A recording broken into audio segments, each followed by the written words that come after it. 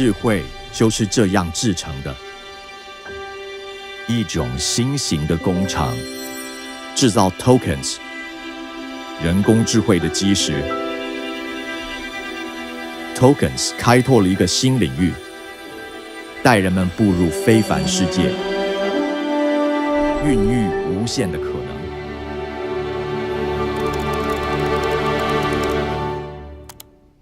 tokens 将图像化为科学数据，描绘宇宙天文，引领未来的探索者。在地球上，它复印我们的城市，帮助我们克服今日的困难。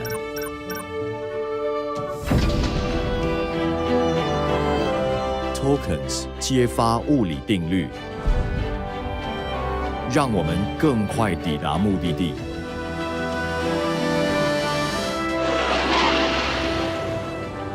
并且不断向前。tokens 可以提前发现疾病的征兆，助我们揭开生命的奥秘。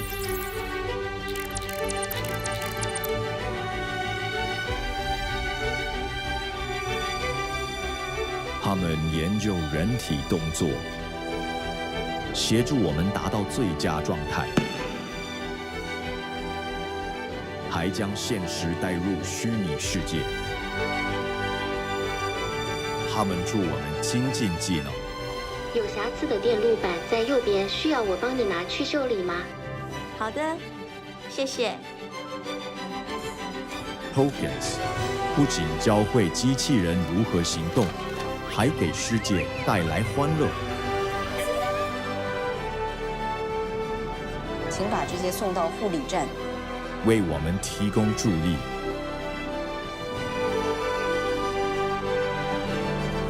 应让美好生活触手可及。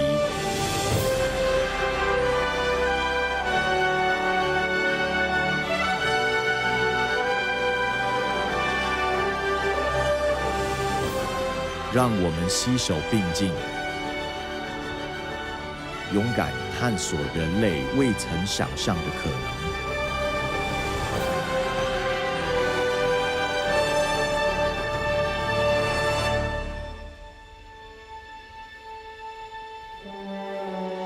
这一切都从这里开始。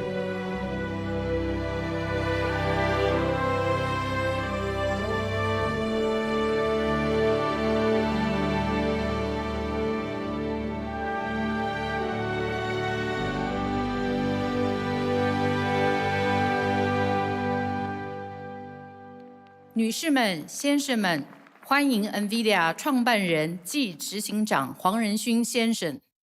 Welcome to the stage, NVIDIA founder and CEO, Jensen Huang.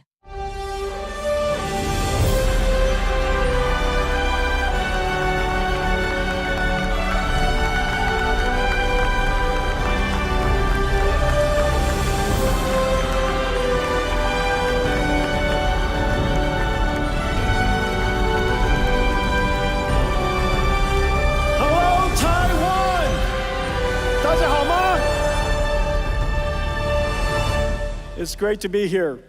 My parents are also in the audience. 我爸爸妈妈来，他们在哪里？ They're up there.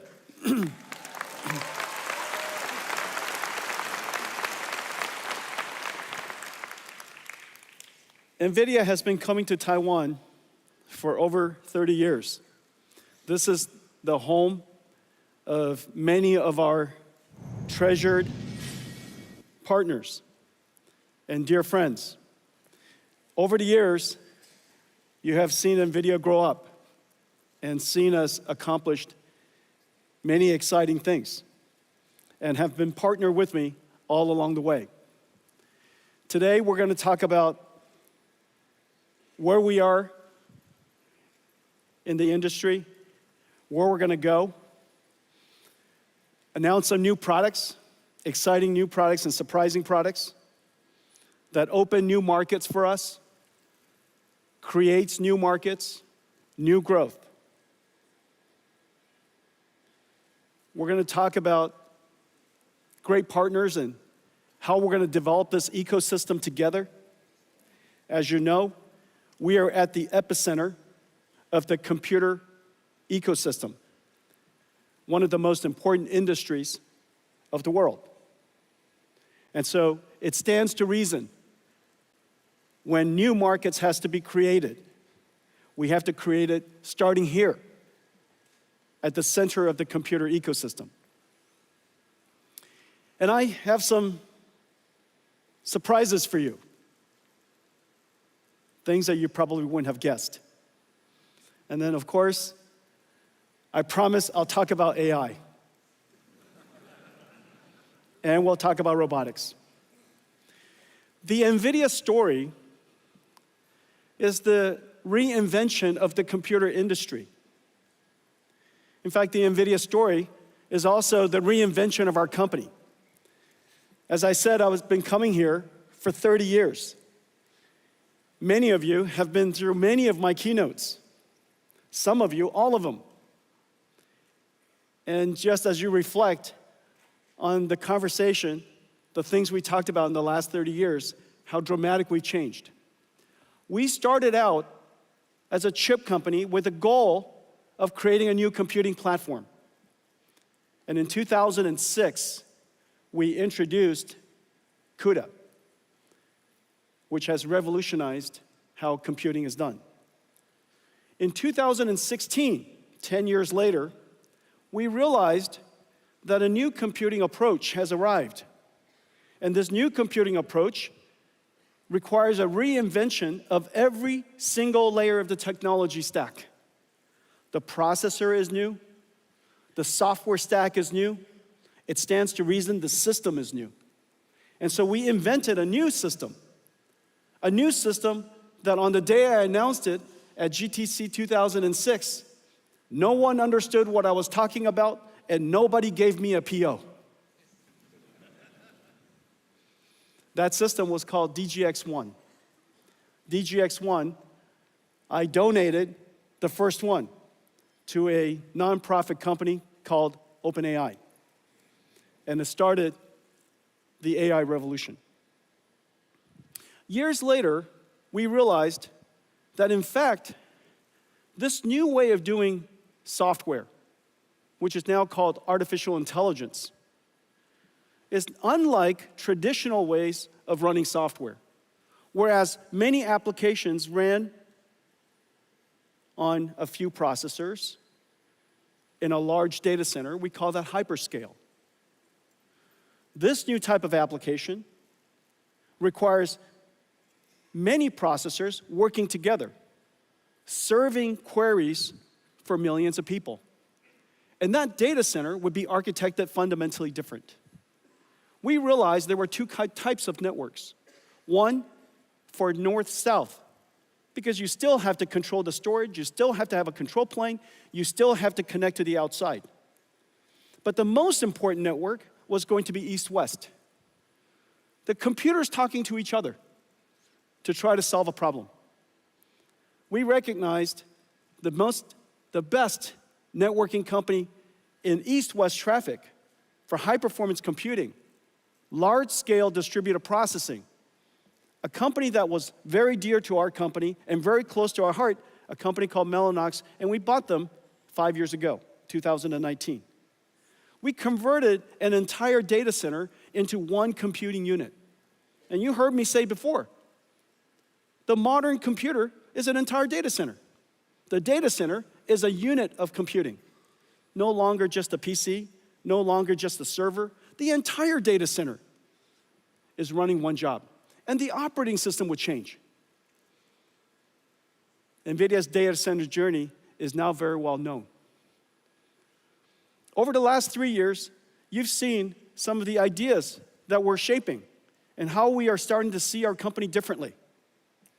No company in history, surely no technology company in history, has ever revealed a roadmap for 5 years at a time. No one would tell you what is coming next. They keep it as a secret, extremely confidential. However, we realized that NVIDIA is not a technology company only anymore. In fact, we are an essential infrastructure company. And how can you plan your infrastructure, your land, your shell, your power, your electricity, all of the necessary financing around all over the world? How would you possibly do that if you didn't understand what I was going to make? And so we described our company's roadmap in fair detail, enough detail that everybody in the world can go off and start building data centers. We realize now we are an AI infrastructure company, an infrastructure company that's essential all around the world. Every region, every industry, every company will build these infrastructures. And what are these infrastructure? These infrastructure, in fact, not unlike the first industrial revolution, when people realized, GE, Westinghouse, Siemens, realized that there was a new type of technology called electricity, and new infrastructure has to be built all around the world. And these infrastructure became essential part of social infrastructure. That infrastructure is now called electricity. Years later, this is during all of our generation, we realized there was a new type of infrastructure. And this new infrastructure was very conceptual, very hard to understand. And this infrastructure called information. This information infrastructure, the first time it was described, made no sense to anybody. But we now realized it is the internet. And every internet is everywhere, and everything is connected to it. Well, there's a new infrastructure now. This new infrastructure is built on top of the first two. And this new infrastructure is an infrastructure of intelligence. I know that right now, when we say there's an intelligence infrastructure, it makes no sense. But I promise you, in 10 years' time, you will look back and you will realize that AI has now integrated into everything. And in fact, we need AI everywhere. And every region, every industry, every country, every company, all needs AI. AI has now part of infrastructure. And this infrastructure, just like the internet, just like electricity, needs factories. And these factories are essentially what we build today. They're not data centers of the past, a $1 trillion industry providing information and storage, supporting all of our ERP systems and our employees. That's a data center of the past. This is similar in the sense that it came from the same industry. It came from all of us, but it's going to emerge as something completely different, completely separated from the world's data center. And these AI data centers, if you will, are improperly described. They are, in fact, AI factories. You apply energy to it, and it produces something incredibly valuable. And these things are called tokens. To the point where companies are starting to talk about how many tokens they produced last quarter and how many tokens they produced last month. Very soon, we'll be talking about how many tokens we produce every hour, just as every single factory does. And so the world has fundamentally changed. We went from a company, on the day that we started our company, I was trying to figure out how big our opportunity was in 1993. And I came to the conclusion, NVIDIA's business opportunity was enormous. $300 million. We're gonna be rich. $300 million chip industry to a data center opportunity that represents about $1 trillion to now an AI factory, an AI infrastructure industry that will be measured in trillions of dollars. And this is the exciting future that we're undertaking. Now, at its core, everything we do is founded on several important technologies. Of course, I talk about accelerated computing a great deal. I talk about AI a great deal. What makes NVIDIA really special is the fusion of these capabilities. And very especially, the algorithms, the libraries, what we call the COMPUTEX libraries. We're talking about libraries all the time. And in fact, we're the only technology company in the world that talks about libraries nonstop. And the reason for that is because libraries is at the core of everything that we do. Libraries is what started it all. And I'm going to show you a few new ones today. But before I do that, let me show you a preview of what I'm going to tell you today. Everything you're about to see is simulation, science, and artificial intelligence. Nothing you see here is art. It's all simulation. It just happens to be beautiful. Let's take a look.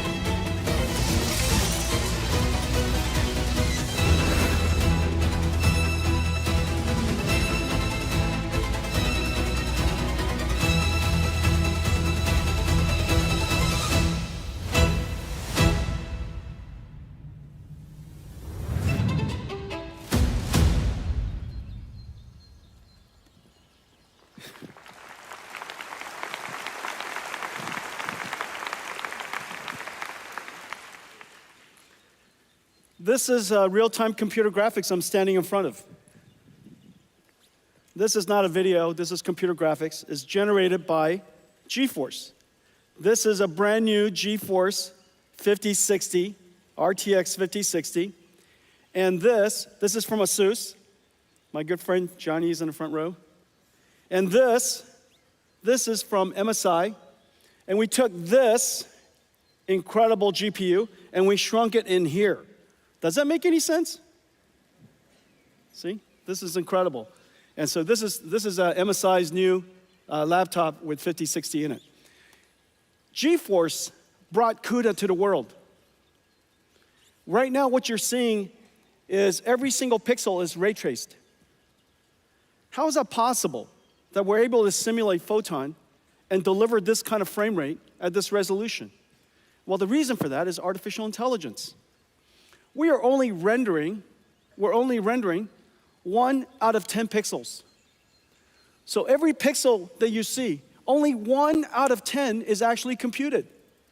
The other 9, AI guessed. Does that make any sense? And it's perfect. It's completely perfect. It guessed it perfectly. Of course, the technology is called DLSS, neural rendering. It took us many, many years to develop. We started developing it the moment we started working on AI, so it's been a 10-year journey. And the advance in computer graphics has been completely revolutionized by AI. GeForce brought AI to the world. Now AI came back and revolutionized GeForce. So really, really amazing. Ladies and gentlemen, GeForce.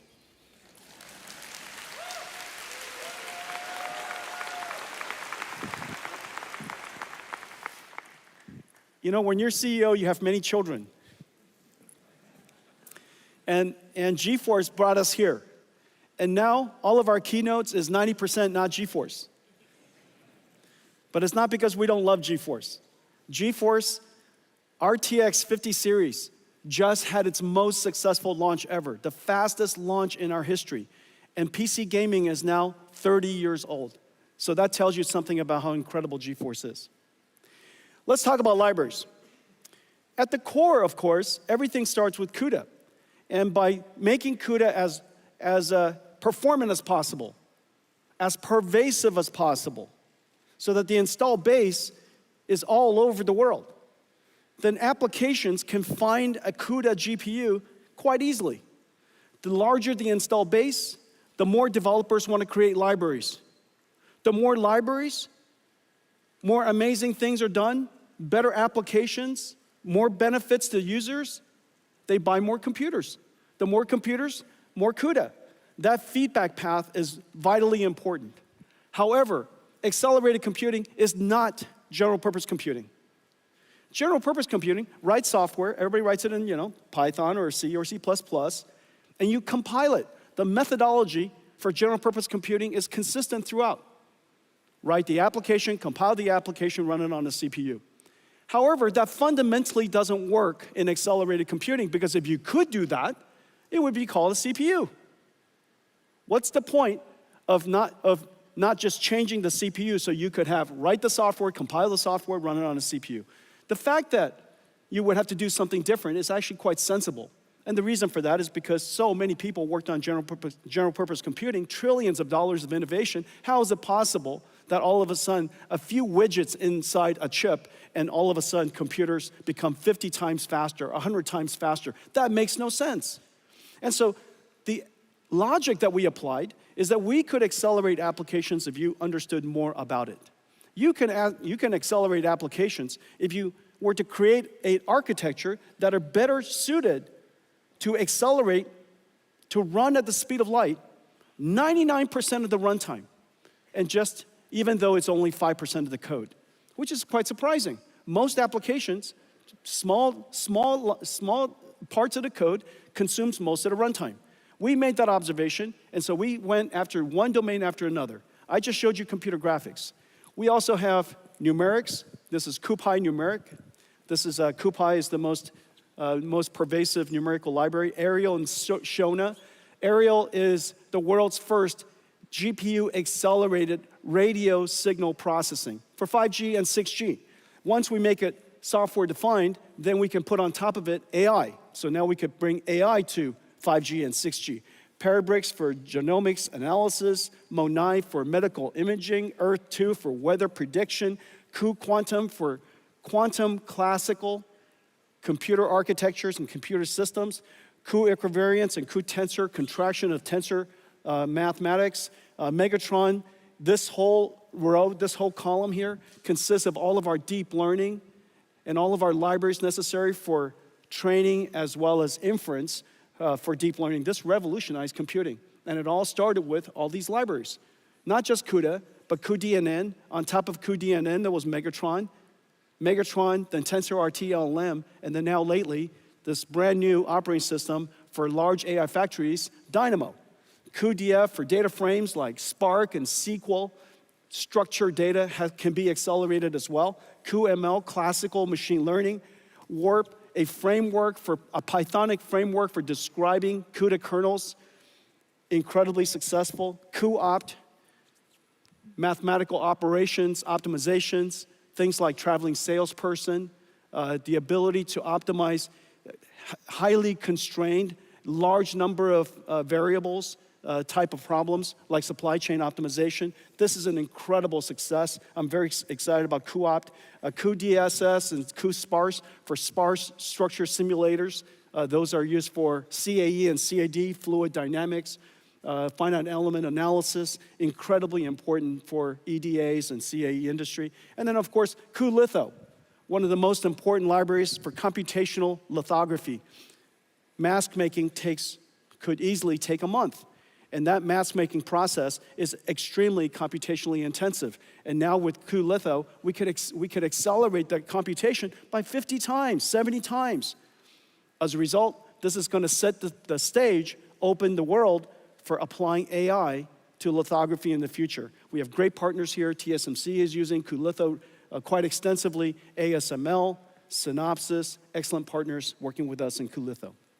So the libraries themselves is what makes it possible for us, one domain of application after another domain of science, after another domain of physics, to be able to accelerate those applications. But it also opens up markets for us. We look at particular regions and particular markets and we say, that area could really be important to transform to the new way of doing computing. If general purpose computing, after all these years, has run its course, why hasn't it run its course in every single industry? So one of the most important industries, of course, is telecommunications. Just as the world's cloud data centers have now become software-defined, it stands to reason that telecommunication should also be software-defined. And so that's the reason why we've taken now some 6 years to refine and optimize a fully accelerated radio access network, RAN stack, that does incredible performance. For data rate per megawatt, or data rate per watt, we are now on par with the state-of-the-art ASICs. And so once we could do that, once we could achieve that level of performance and functionality, then after that we can layer on top AI. And so we have great partners here. You could see SoftBank and T-Mobile, Indosat and Vodafone are doing trials. Nokia, Samsung, Kyocera are working with us on the full stack. Fujitsu and Cisco are working on the systems. And so now we have the ability to introduce the idea of AI on 5G or AI on 6G along with AI on computing. We're doing that with quantum computing. Quantum computing is still at the noisy intermediate scale quantum, called NISQ. However, there are many, many good applications we could already start to do. And so we're excited about that. We're working on a quantum classical or quantum GPU computing platform. We call it Q2Q, working with amazing companies around the world. GPUs could be used for pre-processing and post-processing, for error correction, for control.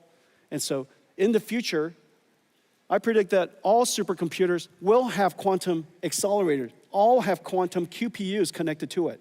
And so a supercomputer would be a QPU with QPUs and GPUs and some CPUs. And that would be the representation of a modern computer. So working with a lot of great companies in this area. AI. 12 years ago, we started with perception. AI models that can understand patterns, recognize speech, recognize images. That was the beginning. The last 5 years, we've been talking about generative AI, the ability for AI to not just understand, but to generate. And so it could generate from text to text. We use that all the time in ChatGPT. Text to images, text to video, video to text, images to text. Almost anything to anything, which is the really amazing thing about AI, that we've discovered a universal function approximator, a universal translator. It can translate from anything to anything else if we can simply tokenize it, represent the bits of information. Well, now we have reached a level of AI that's really important. Generative AI gave us one-shot AI. You give a text and it gives you text back. That was 2 years ago when we first engaged ChatGPT. That was the big, amazing breakthrough. You give a text and it gives you text back. It predicts the next word, predicts the next paragraph. However, intelligence is much more than just what you've learned from a lot of data that you've studied. Intelligence includes the ability to reason, to be able to solve problems that you've not seen before, to break it down step by step, to maybe apply some rules and theorems to solve a problem you've never seen, to be able to simulate multiple options and weigh its benefits. Some of the technology you might have heard about, chain of thought, breaking it down step by step, tree of thought, coming up with a whole bunch of paths. All of these technologies are leading the ability for AI to be able to reason. Now, the amazing thing is, once you have the ability to reason, and you have the ability to perceive, that is, let's say, multimodal read PDFs, you could do search, you can use tools, you have now agentic AI. This agentic AI just does something that I've just described all of us do. We're given a goal, we break it down step by step, we reason about what to do, what's the best way to do it, we consider its consequences, and then we start executing the plan. The plan might include doing some research, might include doing some work, using some tools. It might include reaching out to another AI agent to collaborate with it. Agentic AI is basically understand, think, and act. Well, understand, think, and act is the robotics loop. Agentic AI is basically a robot in a digital form. These are going to be really important in the coming years. We're seeing enormous progress in this area. The next wave, beyond that, is physical AI. AI that understands the world. They understand things like inertia, friction, cause and effect. That if I roll a ball and it goes under a car, depending on the speed of the ball, it probably went to the other side of the car. But the ball did not disappear. Object permanence. You might be able to reason that if there's a table in front of you and you have to go to the other side, the best way to do it is not to go right through it. The best way is maybe go around it or underneath it. To be able to reason about these physical things is really essential to the next era of AI. We call that physical AI. And so in this particular case, you're seeing us simply prompt the AI, and it generates videos to train a self-driving car in different scenarios, and I'll show you more of that later. That's a dog. It said, generate me a dog, generate me one with a bird, with people. And it started out with the image on the left. And then the phase after that, we take reasoning systems, generative systems, physical AI, and this level of capability would now go into a physical embodiment. We call it a robot. If you could imagine that you can prompt an AI to generate a video to reach and pick up a bottle, of course you could imagine telling a robot to reach out and pick up the bottle. The AI capability today has the ability to do those things. Well, the computer that's where we're going in the near future. The computer that we're building to make this possible has properties that are very different than the previous. The revolutionary computer called Hopper came into the world about 3 years ago, and it revolutionized AI as we know it. It became probably the most popular, most well-known computer in the world. In the last several years, we've been working on a new computer to make it possible for us to do inference time scaling, or basically thinking incredibly fast. Because when you think, you're generating a lot of tokens in your head, if you will. You're generating a lot of thoughts, and you iterate in your brain before you produce the answer. So what used to be one-shot AI is now going to be thinking AI, reasoning AI, inference time scaling AI. And that's going to take a lot more computation. And so we created a new system called Grace Blackwell. Grace Blackwell does several things. It has the ability to scale up. Scale up means to turn what is a computer into a giant computer. Scale out is to take a computer and connect many of them together and let the work be done in many different computers. Scaling out is easy. Scaling up is incredibly hard. Building larger computers that is beyond the limits of semiconductor physics is insanely hard. And that's what Grace Blackwell does. Grace Blackwell broke just about everything. And all of you in the audience, many of you are partnering with us to build Grace Blackwell systems. I'm so happy to say that we're in full production, but we can also say it was incredibly challenging. Although The Blackwell systems based on HGX has been in full production since the end of last year and has been available since February. We are now just putting online all the Grace Blackwell systems. They're coming online all over the place every single day. It's available in CoreWeave now for several weeks. It's already being used by many CSPs. And now you're starting to see it coming up from everywhere. Everybody's starting to tweet out that Grace Blackwell is in full production. In Q3 of this year, just as I promised, every single year, we will increase the performance of our platform every single year like rhythm. And this year, in Q3, we'll upgrade to Grace Blackwell GB300. The GB300 will increase the same architecture, same physical footprint, same electrical and mechanicals, but the chips inside have been upgraded. It has upgraded with a new Blackwell chip. It's now 1.5 times more inference performance, has 1.5 times more HBM memory, and it has 2 times more networking. And so the overall system performance is higher. Well, let's take a look at what's inside Grace Blackwell. Grace Blackwell starts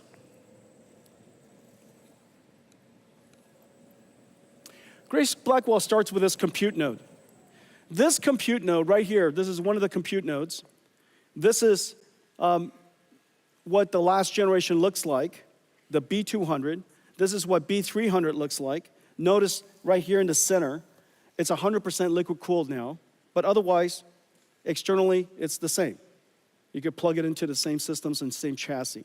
And so this is the Grace Blackwell GB300 system. It's 1.5 times more inference performance. The training performance is about the same, but the inference performance is 1.5 times more. Now this particular system here is 40 petaflops, which is approximately the performance of the Sierra supercomputer in 2018. The Sierra supercomputer has 18,000 GPUs, Volta GPUs. This one node here replaces that entire supercomputer.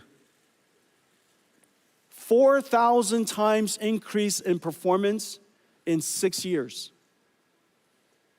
That is extreme Moore's law. Remember, I've said before that AI, NVIDIA has been scaling computing by about 1 million times every 10 years. And we're still on that track. But the way to do that is not just to make the chips faster. There's only a limit to how fast you can make chips and how big you can make chips. In the case of Blackwell, we even connected 2 chips together to make it possible. TSMC worked with us to invent a new CoWoS process called CoWoS-L that made it possible for us to create these giant chips. But still, we want chips way bigger than that. And so we had to create what is called NVLink. This is the world's fastest switch. This NVLink here, right here, is 7.2 terabytes per second. 9 of these go into that rack. And those 9 switches are connected by this miracle. This is quite heavy. That's because I'm quite strong. I made it look so light, but this is 70 pounds. And so this is the NVLink spine.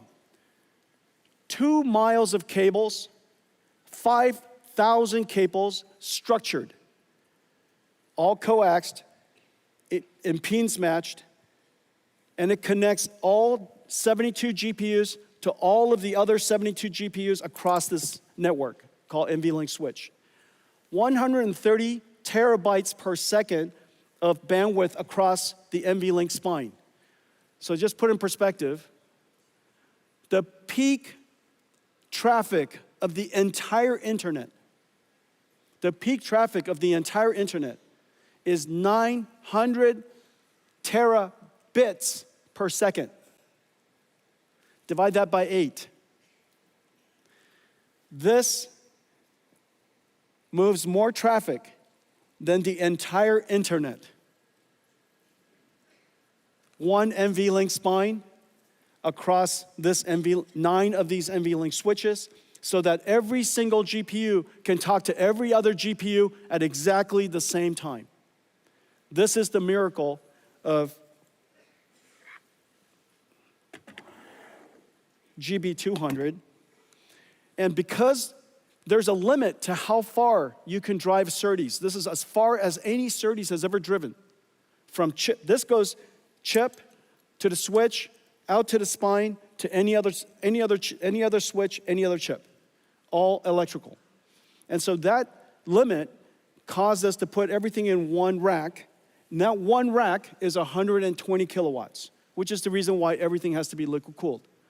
We now have the ability to disaggregate the GPUs out of one motherboard, essentially, across an entire rack. And so that entire rack is one motherboard. That's the miracle. Completely disaggregated, and now the GPU performance is incredible, the amount of memory is incredible, the networking bandwidth is incredible, and now we can really scale these out. Once we scale it up, then we can scale it out into large systems. And notice almost everything NVIDIA builds are gigantic. And the reason for that is because we're not building data centers and servers, we're building AI factories. This is CoreWeave, this is Oracle Cloud. The power density of each rack is so great, they have to put them further apart so that the power density could be distributed. But really, in the end, we're not building data centers, we're building AI factories. And this is the XAI, Colossus factory. This is Stargate, 4 million square feet, 4 million square feet, 1 gigawatt. And so just think about this factory here. This 1 gigawatt factory is probably going to be about, 60 to 80 billion dollars. Out of that 60 to 80 billion dollars, the electronics, the computing part of it, these systems are 40, 50 billion dollars of it. And so these are gigantic factory investments. The reason why people build factories is because you know the answer. The more you buy,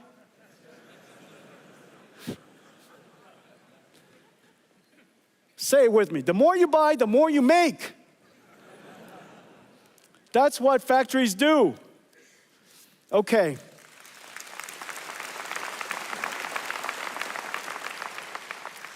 The technology is so complicated. And in fact, just looking at it here, you still cannot get the deep appreciation of the amazing work that's being done in all of our partners and all of the companies here in the audience in Taiwan. And so we made you a movie. I made you a movie. Take a look. Blackwell is an engineering marvel. It begins as a blank silicon wafer at TSMC. Hundreds of chip processing and ultraviolet lithography steps build up each of the 200 billion transistors, layer by layer on a 12-inch wafer. The wafer is scribed into individual Blackwell die, tested and sorted, separating the good dies to move forward.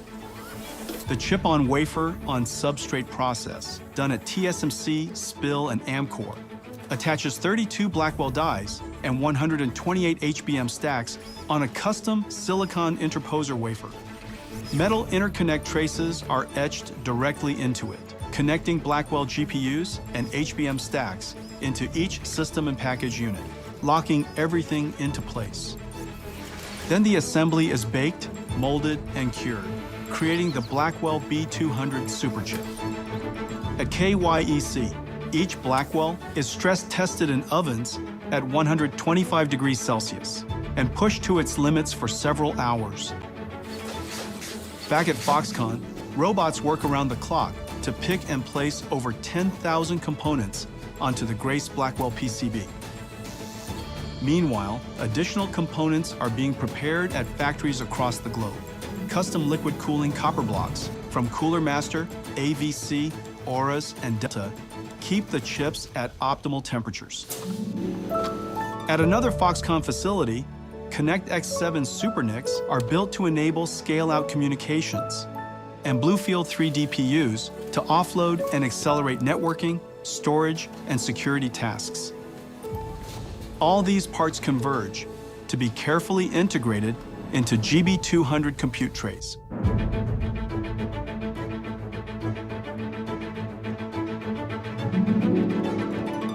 NVLink is the breakthrough high-speed link that NVIDIA invented to connect multiple GPUs and scale up into a massive virtual GPU. The NVLink switch tray is constructed with NVLink switch chips, providing 14.4 terabytes per second of all-to-all bandwidth. NVLink spines form a custom blind-mated backplane, integrating 5,000 copper cables to deliver 130 terabytes per second of all-to-all bandwidth. This connects all 72 Blackwells, or 144 GPU dies, into one giant GPU. From around the world, parts arrive.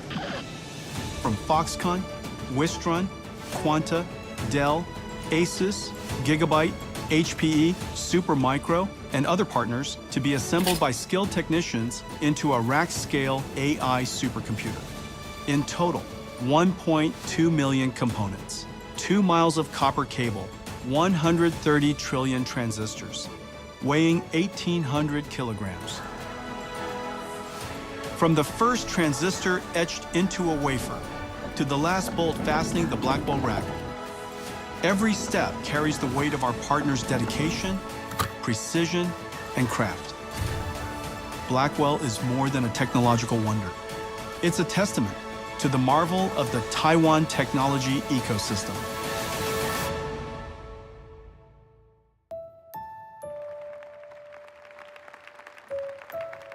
We couldn't be prouder of what we've achieved together.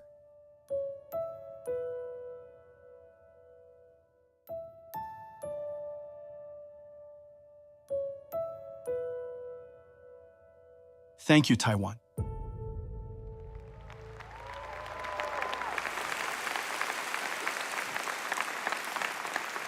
Thank you. Thank you. That was pretty incredible, right? But that was you. That was you. Thank you.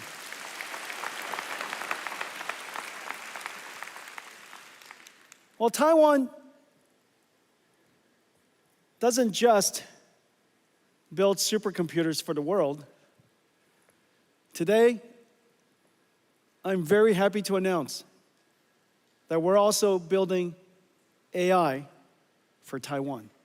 And so today we're announcing that Foxconn, Taiwan, the Taiwanese government, NVIDIA, TSMC, we're going to build the first giant AI supercomputer here for the AI infrastructure and the AI ecosystem of Taiwan. Thank you.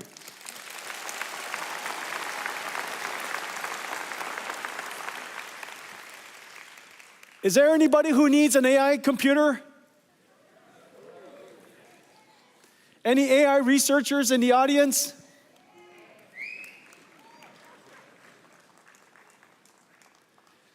Every single student, every researcher, every scientist, every startup, every large established company, TSMC themselves does enormous amounts of AI and scientific research already.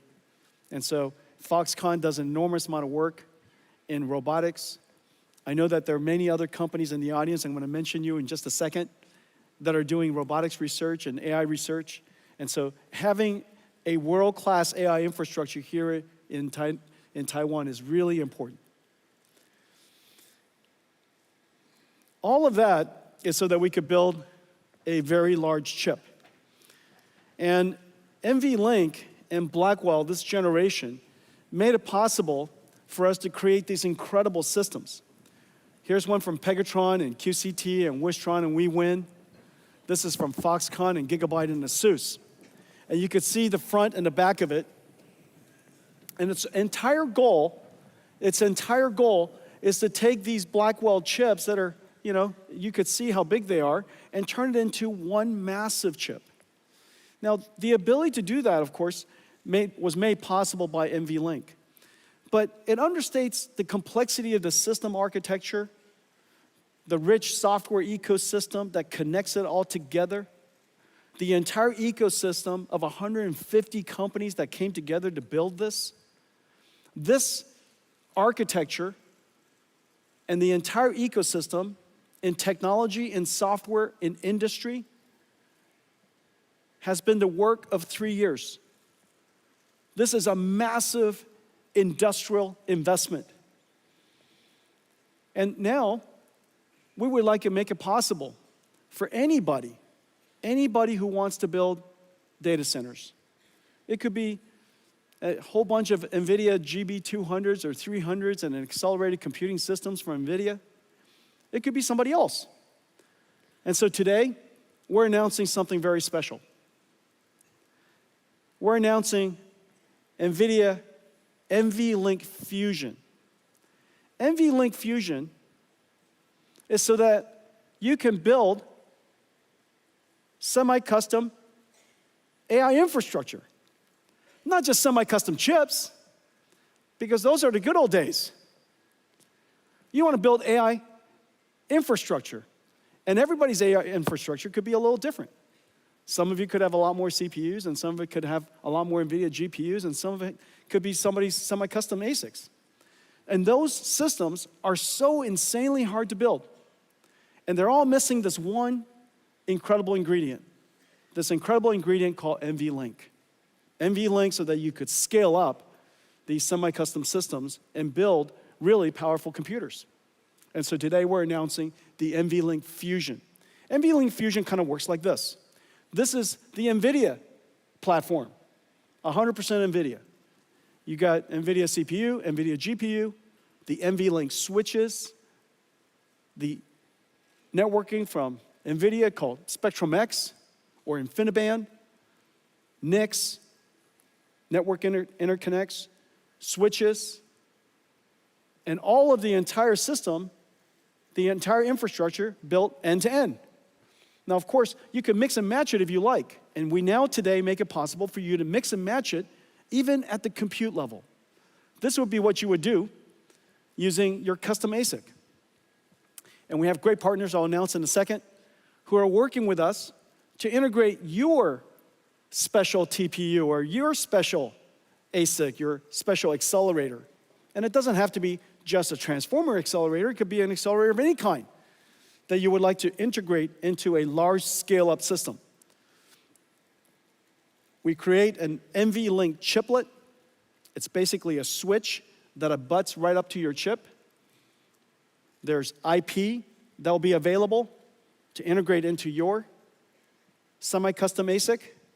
And then once you do that, it fits right into the compute boards that I mentioned, and it fits into this ecosystem of an AI supercomputer that I've shown you. Now, maybe what you would like is you would like to use your own CPU. You've been building your own CPU for some time, and maybe your CPU has built a very large ecosystem, and you would like to integrate NVIDIA into your ecosystem. And now we make it possible for you to do that. You could do that by building your custom CPU.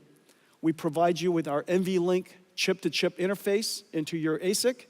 We connect it with NVLink chiplets, and now it connects and directly abuts into the Blackwell chips and our next generation Rubin chips. And again, it fits right into this ecosystem. This incredible body of work now becomes flexible and open for everybody to integrate into. And so your AI infrastructure could have some NVIDIA, a lot of yours. A lot of yours, you know, and a lot of CPUs, a lot of ASICs, maybe a lot of NVIDIA GPUs as well. And so in any case, you have the benefit of using the NVLink infrastructure and the NVLink ecosystem, and it's connected perfectly to Spectrum-X. And all of that, you know, is industrial strength and has the benefit of an enormous ecosystem of industrial partners who have already made it possible. So this is the NVLink Fusion. Whether you buy completely from us, that's fantastic. Nothing gives me more joy than when you buy everything from NVIDIA. I just want you guys to know that. But it gives me tremendous joy if you just buy something from NVIDIA.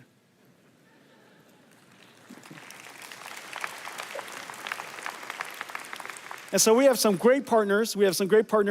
L-Chip, Astera Labs, Marvell, and one of our great partners, MediaTek, are going to be partnering with us to work with ASIC or semi-custom customers, hyperscalers, who would like to build these things, or CPU vendors who would like to build these things, and they would be their semi-custom ASIC provider. We also have Fujitsu and Qualcomm who are building their CPUs with NVLink to integrate into our ecosystem. And Cadence and Synopsys, we've worked with them to transfer our IP to them so that they can work with all of you and make that IP available to all of your chips. So this ecosystem is incredible, but this just highlights the NVLink Fusion ecosystem. Once you work with them, you instantly get integrated into the entire larger NVIDIA ecosystem that makes it possible for you to scale up into these AI supercomputers. Now let me talk to you about some new product categories. As you know, I've shown you a couple of different computers. However, in order to serve the vast majority of the world, there are still some computers that are missing. And so I'm going to talk about them. But before I do that, I want to give you an update that, in fact, this new computer we call DGX Spark is in full production. DGX Spark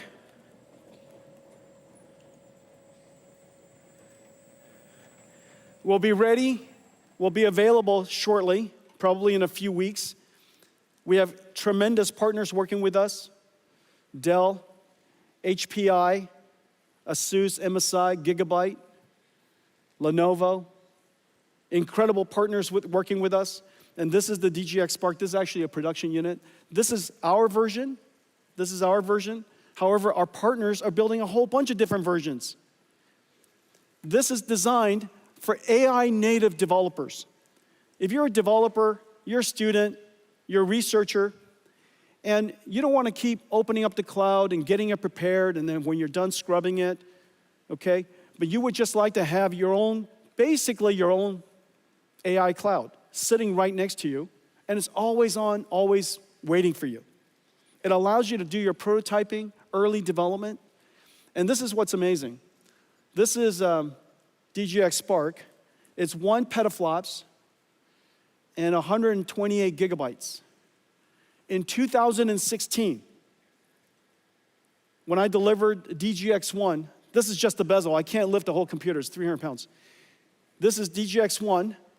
This is 1 petaflops and 128 gigabytes.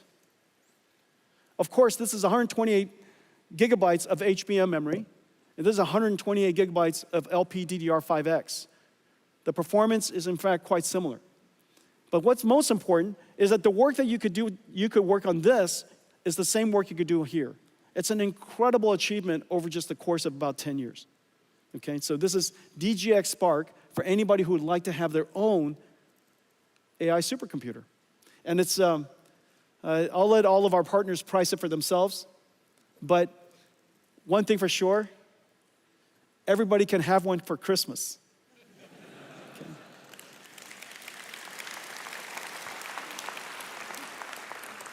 Okay, I've got another computer I want to show you. If that's not enough, and you would still like to have your own personal, thank you, Janine. This is Janine Paul, ladies and gentlemen. If that one isn't big enough for you, here's one. This is another desk side. This is also going to be available from Dell and HPI, ASUS, Gigabyte, MSI, Lenovo. It'll be available from Box, from Lambda, amazing workstation companies. And this is going to be your own personal DGX supercomputer. This computer is the most performance you can possibly get out of a wall socket. You could put this in your kitchen, but just barely. If you put this in your kitchen and then somebody runs the microwave, I think that's the limit. And so this is the limit. This is the limit of what you can get out of a wall outlet. And this is a DGX station. The programming model of this and the giant systems that I showed you are the same. That's the amazing thing. One architecture, and this has the ability, enough capacity and performance to run a 1 trillion parameter AI model. Remember, Llama is Llama 70B. A 1 trillion parameter model is going to run wonderfully on this machine. Okay, so that's the DGX station. So now let's talk about, remember these systems are, thank you, Jenny. These systems are AI natives. They're AI native computers. They're computers built for this new generation of software. It doesn't have to be x86 compatible. It doesn't have to run traditional IT software. It doesn't have to run hypervisors. It doesn't have to run it doesn't have to run Windows. These computers are designed for the modern AI native applications. Of course, these AI applications could be APIs that can be called upon by the traditional and the classical applications. But in order for us to bring AI into a new world, and this new world is enterprise IT, we have to go back to our roots, and we have to reinvent computing and bring AI into traditional enterprise computing. Now, enterprise computing, as we know, is really 3 layers. It's not just the computing layer. It's compute, storage, and networking. It's always compute, storage, and networking. And just as AI has changed everything, it stands to reason that AI must have changed compute, storage, and networking for enterprise IT as well. Well, that lower layer has to be completely reinvented, and we're in the process of doing that. I'm going to show you some new products that unlocks enterprise IT for us. It has to work with the traditional IT industry, and it has to add a new capability. And the new capability for enterprise is agentic AI. Basically, digital marketing campaign manager, a digital researcher, a digital software engineer, digital customer service, digital chip designer, digital supply chain manager, digital versions, AI versions of all of the work that we used to do. And as I mentioned earlier, agentic AI has the ability to reason, use tools, work with other AIs. So in a lot of ways, these are digital workers. They're digital employees. The world has a shortage of labor. We have a shortage of workers. By 2030, by about 30 to 50 million shortage. It's actually limiting the world's ability to grow. And so now we have these digital agents that can work with us. 100% of NVIDIA software engineers now have digital agents working with them so that they can help them, assist them in developing better code and more productively. And so in the future, you're going to have this layer, that's our vision. You're going to have a layer of agentic AIs, AI agents. And so what's going to happen to the world? What's going to happen to enterprise? Whereas we have HR for human workers, we're going to have IT becoming the HR of digital workers. And so we have to create the necessary tools for today's IT industry, today's IT workers, to be able to manage, improve, evaluate a whole family of AI agents that are working inside their company. And so that's the vision of what we want to build. But first, we have to reinvent computing. Remember what I said. Enterprise IT works on x86. It runs traditional software, such as hypervisors from VMware or IBM Red Hat or Nutanix. It runs a whole bunch of classical applications. And we need to have computers that do the same thing while it adds this new capability, called Agent AI. And so let's take a look at that.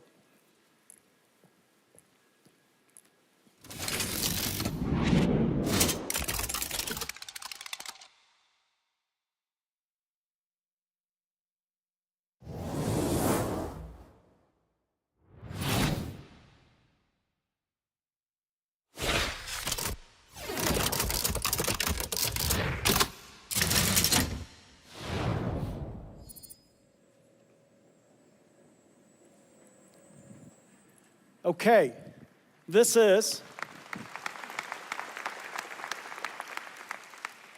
the brand new RTX Pro Enterprise and Omniverse server. This server can run everything. It has x86, of course. It can run all of the classical hypervisors. It runs Kubernetes in those hypervisors. So the way that your IT department wants to manage your network and how they want to manage your clusters and orchestrate workload works exactly the same way. It has the ability to even stream Citrix and what other virtual desktops to your PC. Everything that runs in the world today should run here. Omniverse runs on here perfectly. But in addition to that, this is the computer for enterprise AI agents. Those AI agents could be only text. Those AI agents could also be computer graphics. Little TJs, coming to you, little toy Jensens coming to see you, helping you do work. And so those AI agents could be either in text form, it could be in graphics form, it could be in video form. All of those workloads work on this system. No matter the modality, every single model that we know of in the world, every application that we know of should run on this. In fact, even Crisis works on here. Okay, so anybody who's a GeForce gamer? There are no GeForce gamer in the room.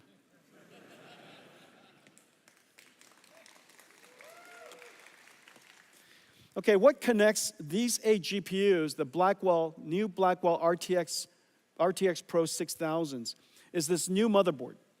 This new motherboard is actually a switched network. CX8 is a new category of chips.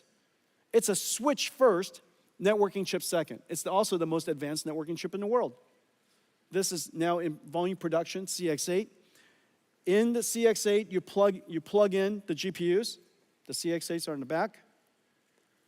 PCI Express connected here. CX8 communicates between them.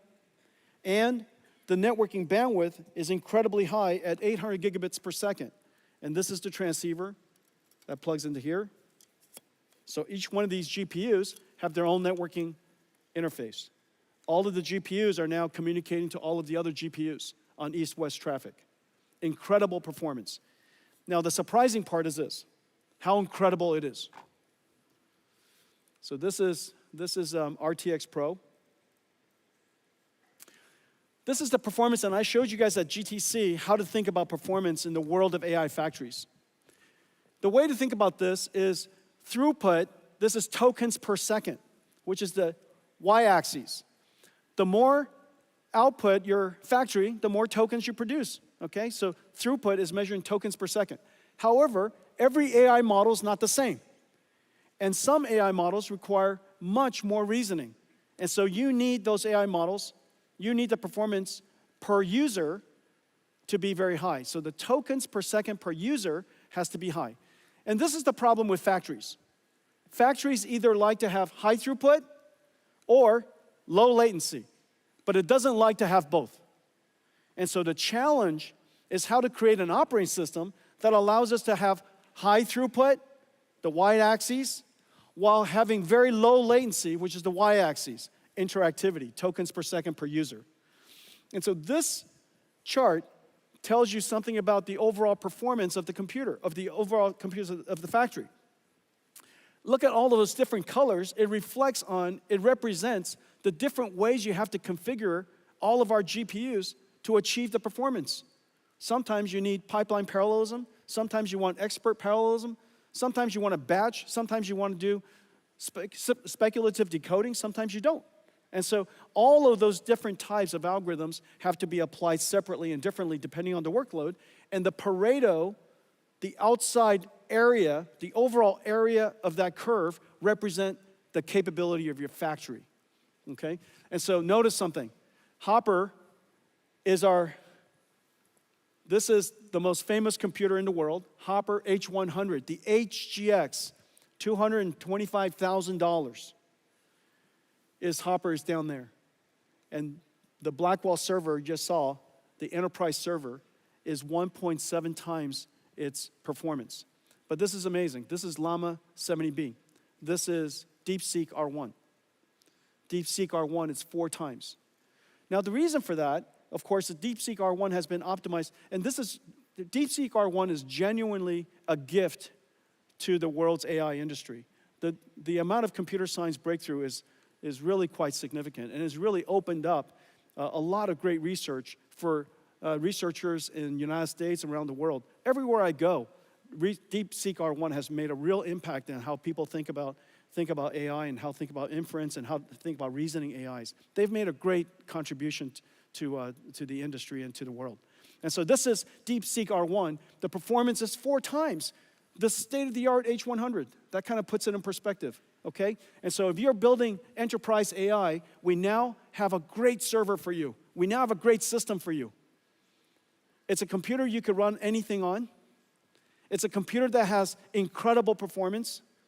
And it, whether it's x86 or AI, all of it runs.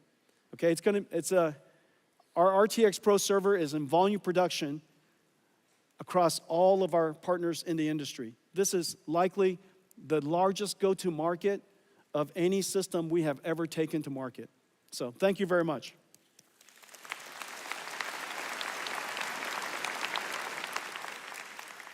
The compute platform is different. The storage platform is different. And the reason for that is because humans query structured databases like SQL. People query structured databases like SQL. But AI wants to query unstructured data. They want semantic, they want meaning. And so we have to create a new type of storage platform. And this is the NVIDIA AI Data Platform. On top, just as SQL servers, SQL software, and file storage software from your storage vendors that you work with, there's a layer of very complicated software that goes with storage. Most storage companies, as you know, is mostly a software company.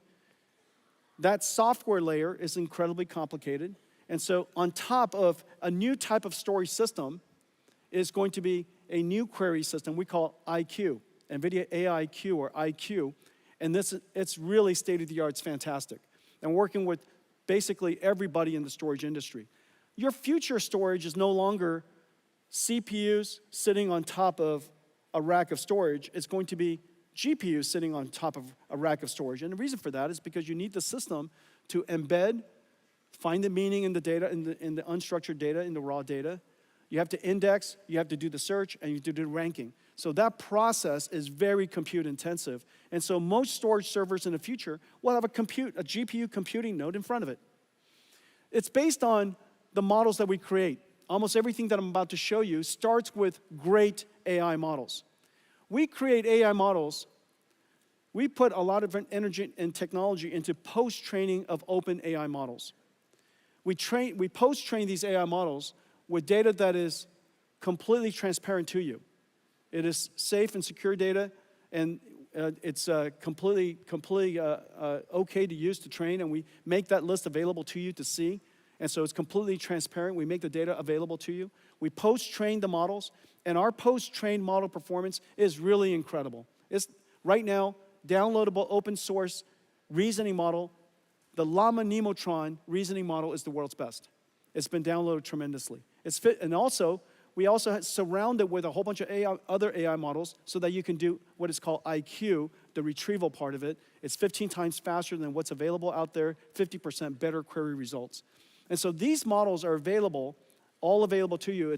The IQ blueprint are open source. And we work with the storage industry to integrate these models into their storage stack, their AI platform. This is vast. This is what it looks like. I'm not going to go into it. I just want to give you a texture of the AI models that are integrated into their platform. Let's take a look at what VAST has done. Agentic AI changes how businesses use data to make decisions.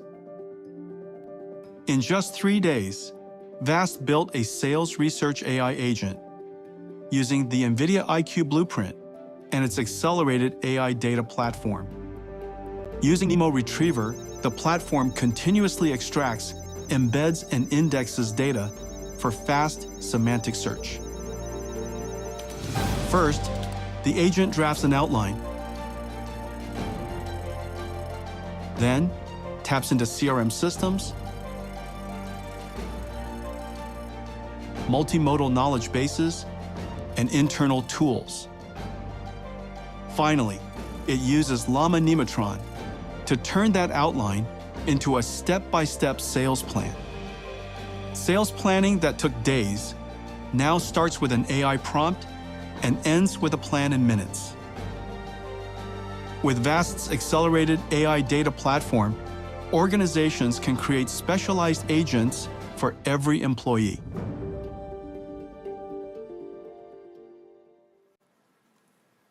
Okay, so that's Vast. Dell has a great AI platform, one of the world's leading storage vendors. Hitachi has a great AI platform, AI data platform. IBM is building an AI data platform with NVIDIA NeMo. NetApp is building an AI platform. As you could see, all of these are open to you. And if you're building an AI platform with a semantic query AI in front of it, NVIDIA NeMo is the world's best. Okay, so that gives you now compute for enterprise and storage for enterprise. The next part is a new layer of software called AI Ops. Just as supply chain has their ops and HR has their ops, in the future, IT will have AI ops. And they will curate data, they'll fine-tune the models, they'll evaluate the models, guardrail the models, secure the models, and we have a whole bunch of libraries of models necessary to integrate into the AI ops ecosystem. We got great partners to help us do that, to take it to market for us. CrowdStrike is working with us. Data IQ is working with us. Data Robots is working with us. You can see these are all AI operations creating fine-tuning models and deploying models for agentic AI in enterprise. And you could see NVIDIA libraries and models integrated all over it. So Data Robots, here's Data Stacks. This is Elastic. I think I heard somewhere that they're downloaded 400 billion times. This is Nutanix. This is Red Hat. This is Trend Micro here in Taiwan. I think I saw Eva earlier. Okay, hi Eva. Okay, weights and biases. Okay, and so that's it. This is how we're going to bring the world and bring to the world's enterprise IT the ability to add AI to everything that you do. You're not going to rip out everything from IT, the enterprise IT organizations, because companies have to run. But we can add AI into it. And now we have systems that are enterprise ready with ecosystem partners, incredible ecosystem partners. I think I saw Jeff earlier. There's Jeff Clark, the great Jeff Clark. He's been coming to Taiwan for as long as I have been coming to Taiwan, and has been a partner of yours for a long time. So there's Jeff Clark. And so our ecosystem partners, Dell and others, are going to take this platform, these platforms, to the world's enterprise IT. Okay, let's talk about robots. So agentic AIs, AI agents, a lot of different ways to say it, agents are essentially digital robots. Reason for that is because a robot perceives, understands, and plans. And that's essentially what agents do.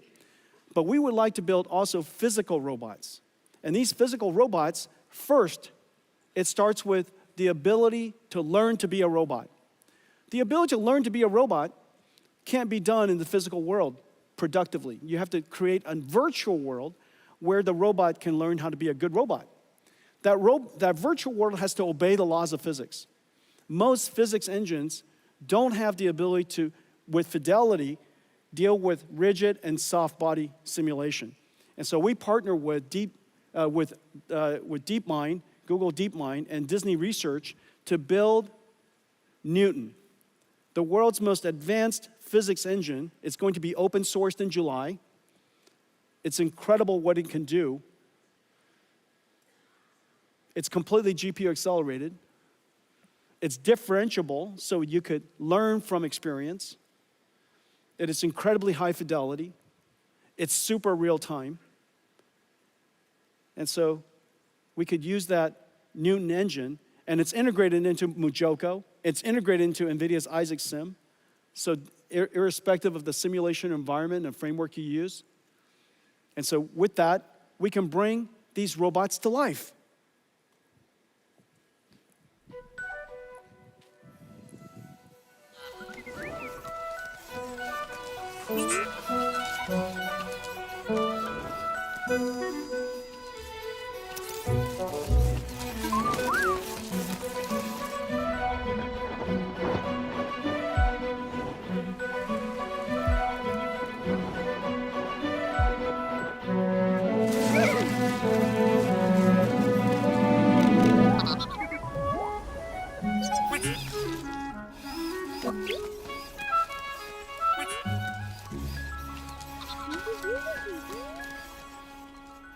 doesn't want that? I want that. Can you imagine one of those little ones or a few of them running around the house, chasing your dogs, driving them crazy? And so, did you see what was happening? It wasn't an animation, it was a simulation. And he was slipping and sliding in the sand, in the dirt. All of it was simulated. The software of the robot is running in the simulation. And so it wasn't animated, it was simulated. And so in the future, we'll take the AI models that we train and we put it into that robot in simulation and let it learn how to be a great robot. Well, we're working on several things to help the robotics industry. Now, you know that we've been working in autonomous systems for some time. Our self-driving car basically has 3 systems. There's the system for creating the AI model, and that's GB200, GB300. It's going to be used for that, training the AI model. Then you have Omniverse for simulating the AI model. And then when you're done with that AI model, you put that model, the AI, into the self-driving car. Okay, this year we're deploying Mercedes around the world, our self-driving car stack, end-to-end stack. But we create all of this, and the way we go to market is exactly the same that we work everywhere else. We create the entire stack, we open the entire stack, and for our partners, they use whatever they want to use. They could use our computer and not our library. They could use our computer, our library, and also our runtime. However much you would like to use, it's up to you. Because there's a lot of different engineering teams and different engineering styles and different engineering capabilities. We want to make sure that we provide our technology in a way that makes it as easy as possible for everybody to integrate NVIDIA's technology. You know, like I said, I love it if you buy everything from me, but just please buy something from me. Okay. Very practical. And so we're doing exactly the same thing in robotic systems, just like cars. And so this is our Isaac GR00T platform. The simulation is exactly the same as Omniverse. The training system is the same. When you're done with the model, you put it inside this Isaac GR00T platform. And Isaac GR00T platform starts with a brand new computer called Jetson Thor. This is just started in production. It is an incredible processor. Basically, a robotic processor goes to self-driving cars, and it goes into a humanoid robotic system. On top is an operating system we call NVIDIA Isaac. The NVIDIA Isaac operating system is the runtime. It does all of the neural network processing, the sensor processing, pipelines all of it, and deliver actuated results. And then on top of it, pre-trained models that we created with an amazing robotics team that are pre-training these models. And all the tools necessary in creating this, we make available, including the model. And so today we're announcing that Isaac GR00T N1.5 is now open sourced. And it's open to the world to use. It's been downloaded 6,000 times already. And the popularity and the likes and the appreciation from the community is incredible. And so that's creating the model. We also open the way we created the model. The biggest challenge in robotics is, the biggest challenge in AI overall is, what is your data strategy? And your data strategy has to be, that's where a great deal of research and a great deal of technology goes into. In the case of robotics, human demonstration, just like we demonstrate to our children or a coach demonstrates to an athlete, you demonstrate using teleoperations. You demonstrate to the robot how to perform the task, and the robot can generalize from that demonstration, because AI can generalize and we have technology for generalization. You can generalize from that one demonstration other techniques, okay? And so what if you want to teach this robot a whole bunch of skills? How many different teleoperation people do you need? Well, it turns out to be a lot. And so what we decided to do was use AI to amplify the human demonstration systems. And so this is essentially going from real to real and using an AI to help us expand, amplify the amount of data that was collected during human demonstration to train an AI model. Let's take a look. The age of generalist robotics has arrived. with breakthroughs in mechatronics, physical AI, and embedded computing. Just in time, as labor shortages limit worldwide industrial growth.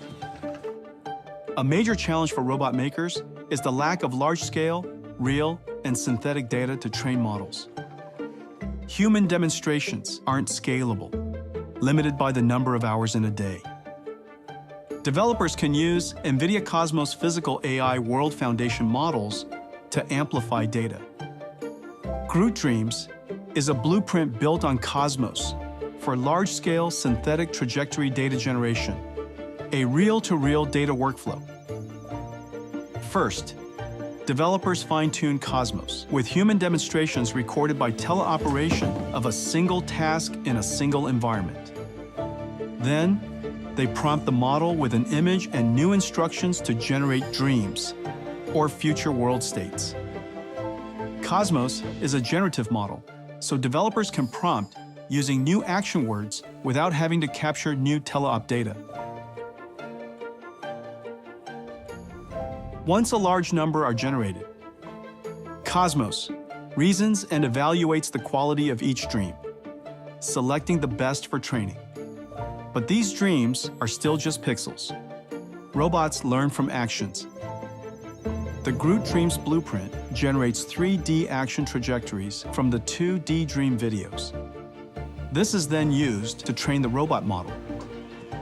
Groot Dreams lets robots learn a huge variety of new actions with minimal manual captures, so a small team of human demonstrators can now do the work of thousands. Groot Dreams brings developers another step closer to solving the robot data challenge.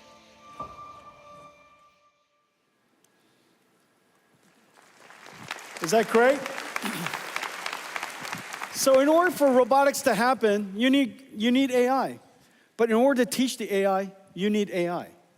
And so this is really the great thing about the era of agents, where we need a large amount of synthetic data generation, robotics, a large amount of synthetic data generation, and skill learning called fine-tuning, which is a lot of reinforcement learning, and enormous amount of compute. And so this is a whole era where the training of these AI, the development of these AI, as well as the running of the AI needs an enormous amount of compute. Well, as I mentioned earlier, the world has a severe shortage of labor. And the reason why humanoid robotics is so important is because it is the only form of robot that can be deployed almost anywhere brownfield. It doesn't have to be greenfield. It could fit into the world we created. It could do the tasks that we made for ourselves. We engineered the world for ourselves, and now we could create a robot that fit into that world to help us. Now, the amazing thing about human robotics is not just the fact that if it worked, it could be quite versatile. It is likely the only robot that is likely to work. And the reason for that is because technology needs scale. Most of the robotic systems we've had so far are too low volume. And those low volume systems will never achieve the technology scale to get the flywheel going far enough, fast enough, so that we're willing to dedicate enough technology into it to make it better. But humanoid robot, it is likely to be the next multi-trillion-dollar industry. And the technology innovation is incredibly fast. And the consumption of computing and data centers, enormous.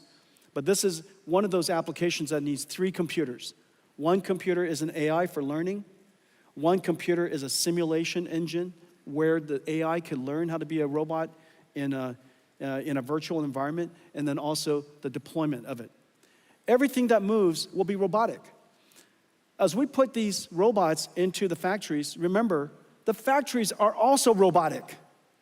Today's factories are so incredibly complex.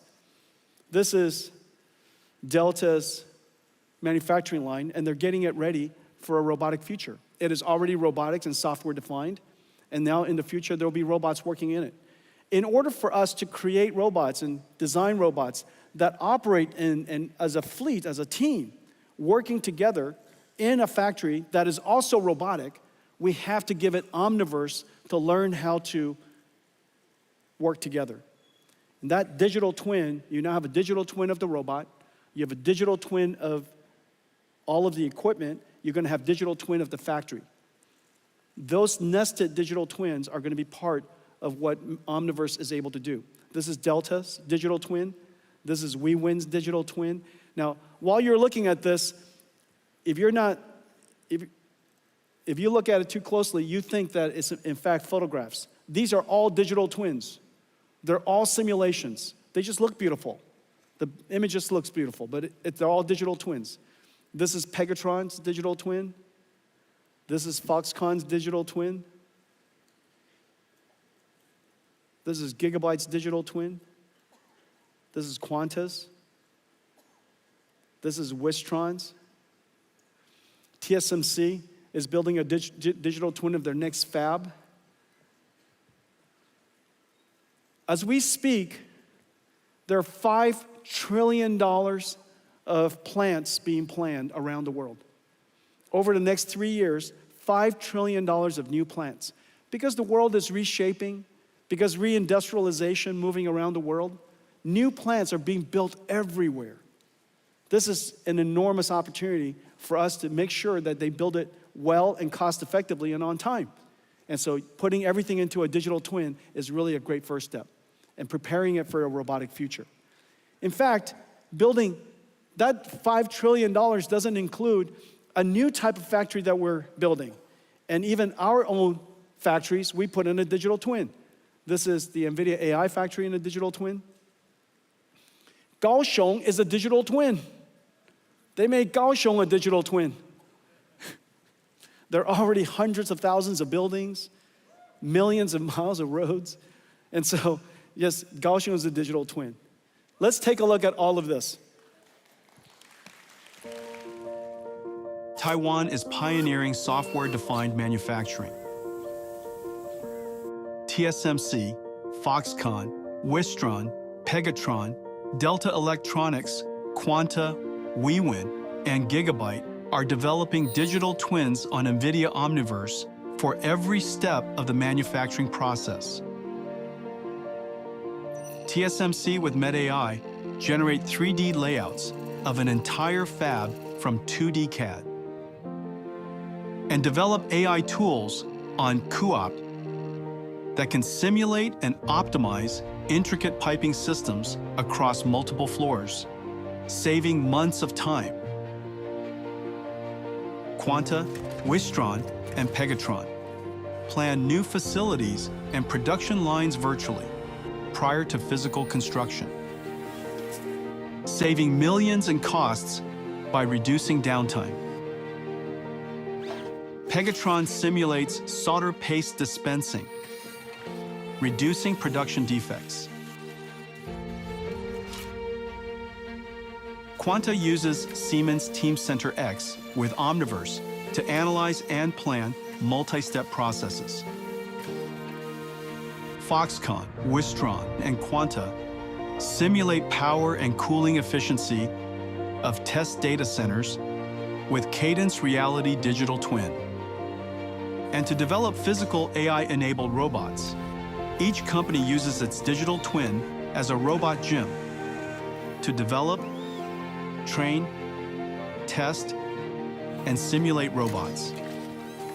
Whether manipulators, AMRs, humanoids, or vision AI agents as they perform their tasks, or work together as a diverse fleet. And when connected to the physical twin with IoT, each digital twin becomes a real-time interactive dashboard.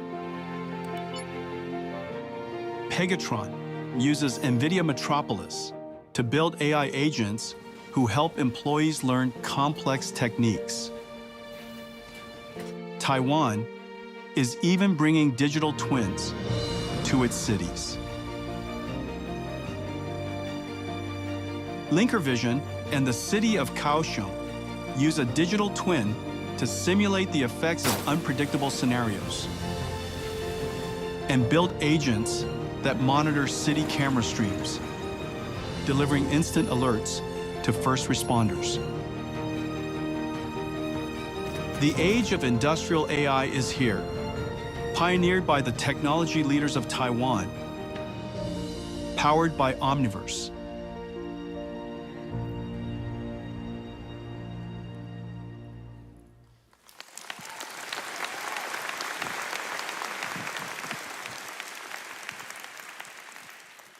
My entire keynote is your work.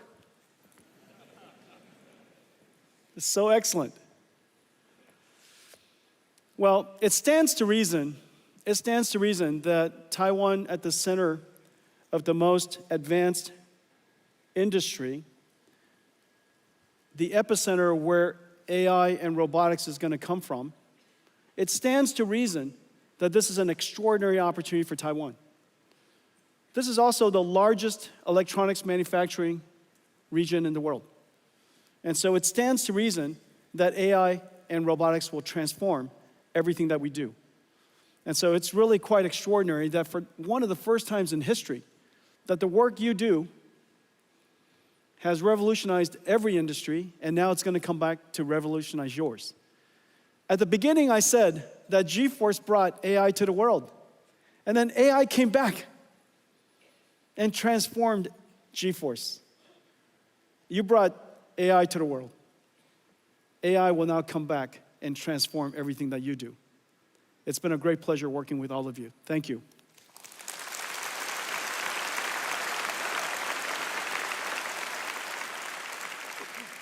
I have a new product. I announced several products already today, but I have a new product to announce. We've been building out in Space Dock for some time. And I think it's time for us to reveal one of the largest products that we've ever built. And it's parked outside, waiting for us. Let's see how it goes.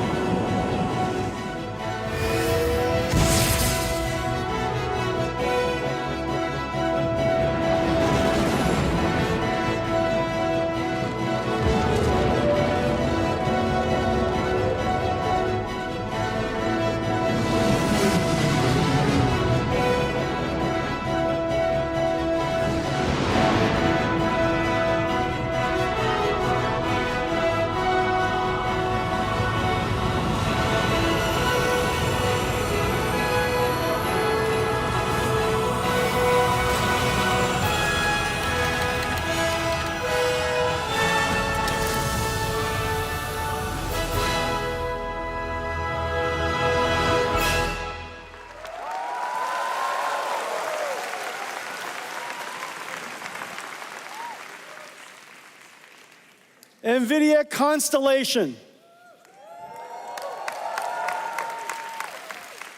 NVIDIA Constellation. Well, as you know, we have been growing. And all of our partnerships with you have been growing. The number of engineers we have here in Taiwan have been growing. And so we are growing beyond the limits of our current office.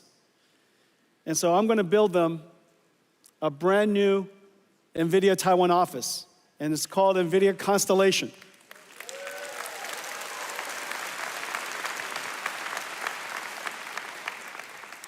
We've also been selecting the sites. And all of the mayors and all the different cities have been very kind to us, and I think we got some nice deals.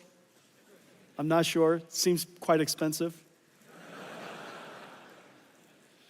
But prime real estate is prime real estate. And so today, I'm very pleased to announce that NVIDIA Constellation will be at Beitou Shiling.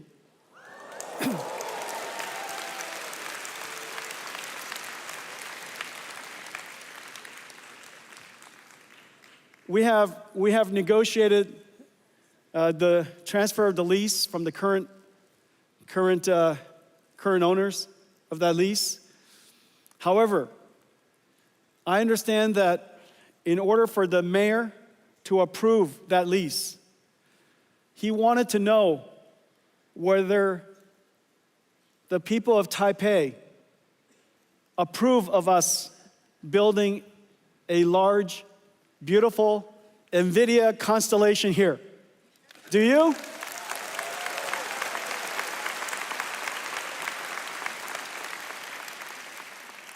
He also asked for you to call him. And so I'm sure you know his numbers. Everybody call him right away. Tell him that you think it's a great idea. So this is going to be NVIDIA Constellation. We're going to build it. We're going to start building as soon as we can. We need the office space. NVIDIA Constellation, Beidou, Xiling. Very exciting. Okay.